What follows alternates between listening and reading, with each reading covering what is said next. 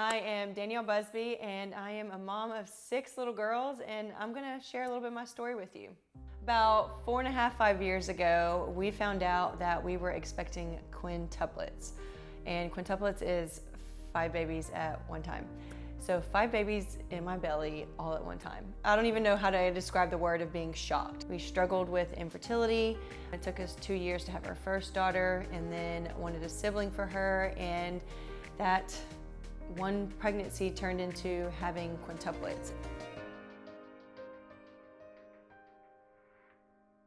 It was a whirlwind of appointments, like getting to finding out we were having quints, because we found out we were pregnant, we go to the doctor, you confirm pregnancy, and do an ultrasound, and we see like one embryo, like sac, and we're like, yay, confirmation. So we were excited because it only took us 2 months to get pregnant the second time, which was a blessing all in itself right there.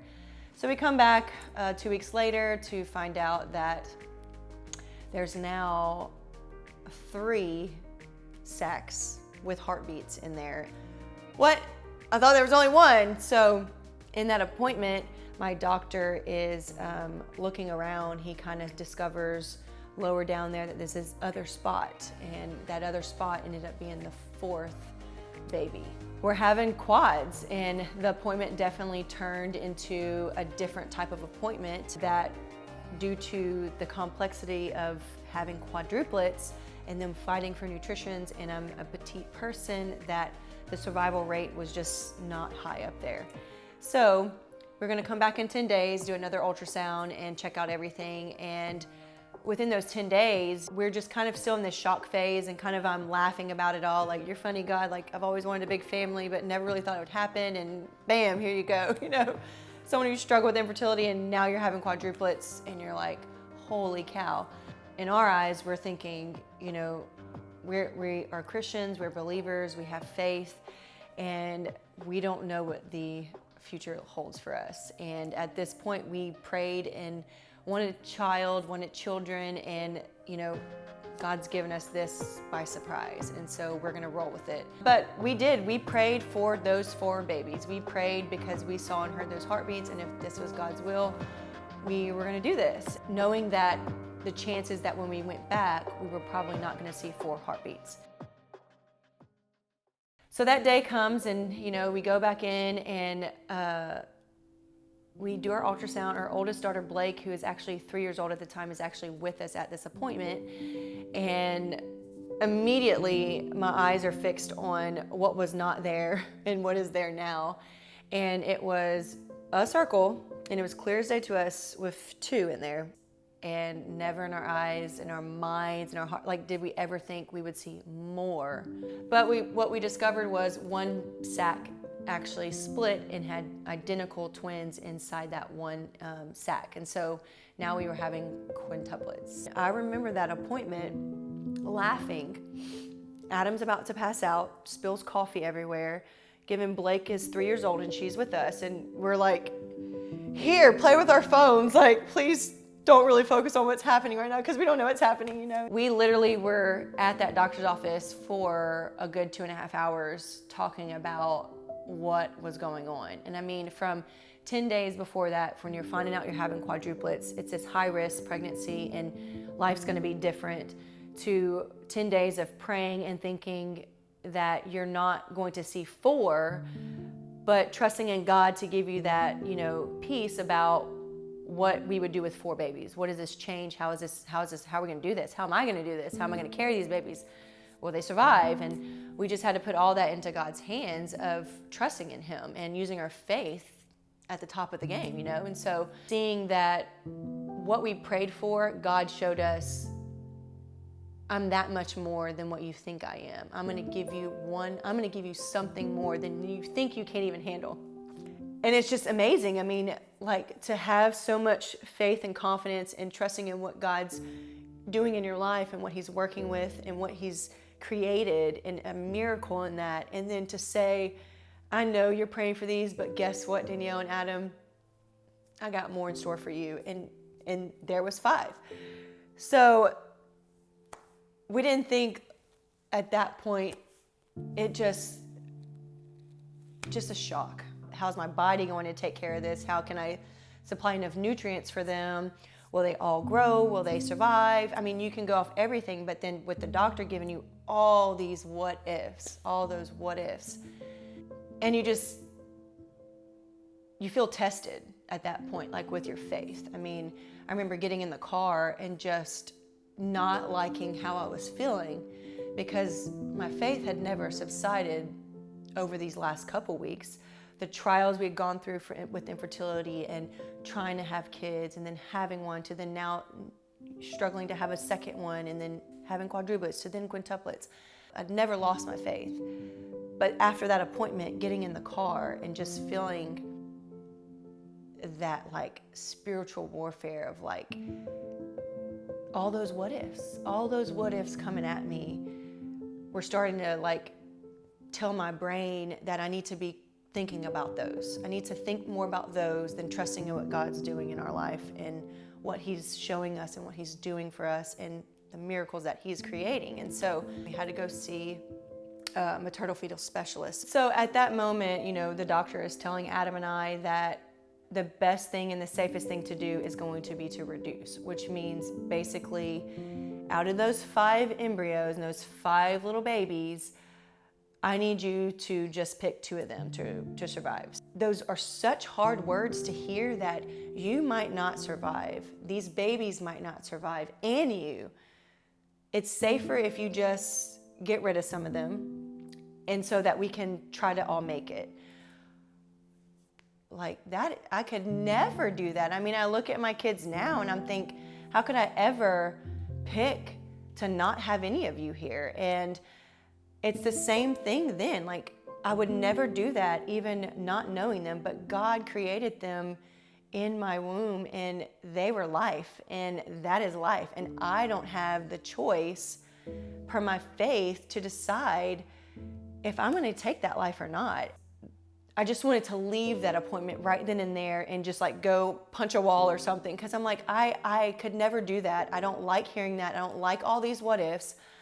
I know that this is ridiculously scary. I know that this is insane.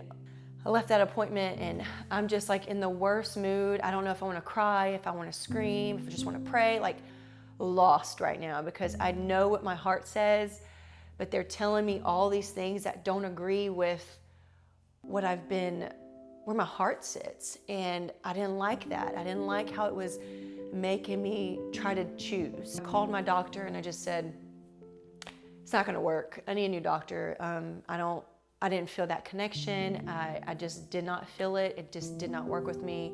I don't think he's going to listen to us if we told him we don't want to reduce. And he told me, I never forget, he said, Danielle, he's the best doctor for this case and for your scenario and everything. And I need you to give him one more chance. I need you to go see him that next time when you tell him your decision. And if you feel the same way, I will find you a new doctor. You feel this weight on you, like, what do you need to do? And I know the road I need to go down, and it's scary as heck. And I don't know what it looks like, and I don't know what's gonna happen. But I do know that God's down this path, and my faith is down that path. And He's never failed me. But if I go down this one, maybe something would be easier. Maybe something would not be as difficult. But then what happens with my faith? So we went back to our doctor appointment, and I'll never forget this day, because we're so stressed out, we're so like worried about what are we gonna do. And need I say, I am extremely, extremely sick at this moment. For these couple weeks, for the first whole trimester, all I'm doing is puking. I can't keep water down, I can't keep anything. My hormones are out of the wazoo, and I'm just puking anytime I go anywhere, anytime I get up. I have crazy morning sickness, and so I'm feeling miserable but confident, right? So we go back to see our doctor and get in there, and the first thing he said was, what did you decide? And we said, we're keeping them. He goes, let's do this. And I was like, that is exactly what we needed to hear. That was just like that sign from God, like, we struggled, but this was just that confirmation, like, you you put him in our path, and there was some fear trying to work with him, but we kept getting called to go back to him, and we did, and that was a sign of saying, we're gonna do this, and you're gonna rock through this, and we're gonna do this as a team. He's gonna watch over us, he's gonna take care of all this scenario. And that pregnancy went skyrocket of issues of, a safe pregnancy. And as far as the things that when you're having quintuplets that could arise, so many things I continue to talk about where you have to let your faith always trump that fear. I think the value of Anchor Point to a lot of women and couples out there who are, having children and having all these fears and doubts and the what ifs, to have that support system of someone to talk to. In my case, I had a husband. We also had our support of our community and our church and our friends and people like Anchor Point to help walk you through those times in your life where you have fear over faith. It needs to turn around. So you need community. You need people like Anchor Point to help walk you through those trials, to help coach you, to help talk you through all those questions that you have when you are doubting what is happening, because your story is important and your story is your story. And as hard as it might be and as much as you might struggle, I'm here to tell you that, I hate to say look at me, but heck, I'm still surviving with 5 4-year-old quintuplets who don't have a medical issue, who rock through the NICU, because my faith in the community and the people around us and prayer, it's so powerful. People like Anchor Point, you need people like that around you to help you. Don't ever doubt prayer and community. And honestly, to all the moms out there, no matter what you're going through, your story is, however it is that you found out you're pregnant, it's okay to be scared. It's normal, I think, to be scared. Even as a couple who is planning and trying to have kids and still finding out you're pregnant, it's just scary because it's life. It's life that you are now responsible for. And God chose you, is something that has always been instilled in me, especially through my whole case scenario of this life that we're living, is God chose you. And you should feel honored to be pregnant because God chose you for the caregiver life of that child. I'm still scared. I got 6 kids I gotta take care of. It's still scary, but it's so joyful. There's so many trials still we go through this day. You're gonna have hills and valleys, but that's where you have to lean on your faith and your hope, because that's what's going to get you through those trials, and that's what's going to bring you up to the peaks of your high moment of just seeing the joy that you have created, and the joy that I get to see with my kids laughing and running around every day. And the best case scenario was to reduce, but I look at them and I think they bring me so much joy. And this life that you're carrying, the fear that you have, it can bring you joy, so much joy, so much joy. Maybe your fear is because of how you were raised, or you're just scared to literally birth a child. I think all women are, but we were created for this.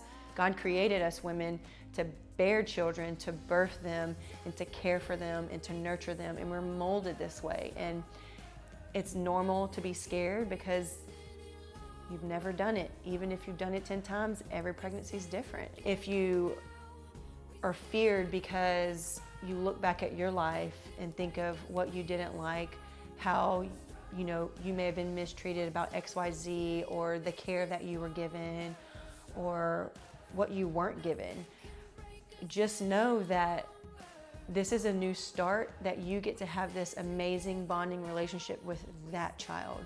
You get to change that life for you and for that child. Because I grew up with a single mom who had 3 daughters. I'm the baby of 2 sisters who are twins, and we are 13 months apart, and it was a single mom with basically triplets almost. We were so close in age. And so you can do it. You've got to have a support system. You've got to have community around you, and you've got to have hope that no matter what's behind you, leave it back there, because there's a start and a finish line that you need to shoot for, and that's that life with this child, because it's beautiful, it's joyful, it's gonna be hard, but that's when you find Jesus. That's when you see the glory of like what this life is like, is when you go through those trials and you overcome them. We can do this, and you do not know what you're capable of until you get to that point and you can do it. You can have God on your side, you can have Anchor Point on your side, you can have friendship and community on your side, and church family who will walk you through this, and you don't have to do it alone. And I think that's where your hope is, because no matter where you are, how feared you are, how scared you are, I want to help you turn that fear into hope. Because just like that sign behind me, perhaps right now is the moment you were created for. The moment you were meant to live was the moment you're here to hear this story, to hear the hope that's in here for you. It's not going to be drawn out for you. It's not going to be laid out on a plate for you, and you have to do some struggles and some figuring out and some praying and some trusting and some listening and some guidance.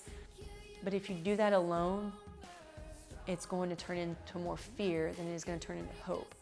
So take the help, take the advantage of people and lean in and love on them, because I would not be here survival and feeling of this much peace without the wonderful hands that God has placed all around us. And I mean, and like this sign right behind me, perhaps this is the moment which you were created for right now. Hearing your story, being with Anchor Point, being pregnant, it could be now. It's now. There is hope. There is hope. There is hope. There is hope.